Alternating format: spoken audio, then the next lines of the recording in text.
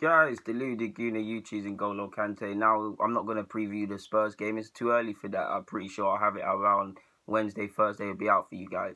But real selection problems in regards to midfield. Real selection problems. At least if we go on the back of Everton. Let's start with Aaron Ramsey. We know when Ramsey's balanced and at his best. And this season, he's been up there for our midfielders. If I don't check stats for goals and assists, he must be in the top 3. So he's low-key having a good season prior to he got injured. He got a hat-trick against Everton. You can't really drop someone based on someone get back in a hat-trick and putting in performance. And away from the goals, if we isolate the goals, he still had a great performance. He timed the runs, offering an outlet on top of Mkhitaryan, Ozil, Iwobi, Aubameyang making the spaces for their different, via their different characteristics in link-up play. He was taking advantage, running in behind, and he used it to expert effect. Not only that, building from the back, passing the ball out, dictating play, all of these things, just all action. When he gets it right, you saw what he did. When he gets it wrong, sometimes it's a bit like a headless chicken, and that can leave us vacated a man in midfield because we're already a bit meh in the pivot. So with one person deserting the pack, it will be even worse.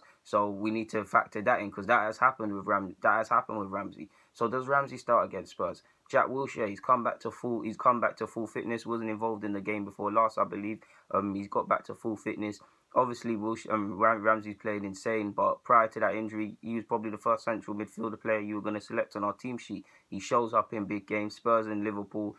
He played well against Chelsea twice. I mean, not Spurs, Chelsea and Liverpool. He's turned up against Chelsea twice. Liverpool fans even admitted that he was one of the best players on that pitch in that draw at the Emirates. So he needs to be in the side if he's there as well. Obviously, Ramsey and Wilshere, they can play together, but if I'm honest, they can't play together in the sense that it does. I'm not saying they can't. It makes us feel a bit uneasy as Arsenal fans. So then, which you bring Xhaka to the equation. Now, Xhaka's had good games. He's had bad games. I don't believe he should start all the time because he's not that guy, and he should just be a good squad player for us. He's not treating him like a top class midfielder, but he's likely to play because he brings balance to our midfield. Wenger deems, even if we look at it as unbiased and as balanced as we can, he regularly scores up there for most touches, most passes, most tackles, and all of these things. So clearly he's central to our play and he helps us tick and provide some sort of balance. He is good in a pivot with Wilshere, and he's all right with Ramsey. Ramsey and Wilshere together is good, but it for some reason it doesn't fill us with joy, with balance and things.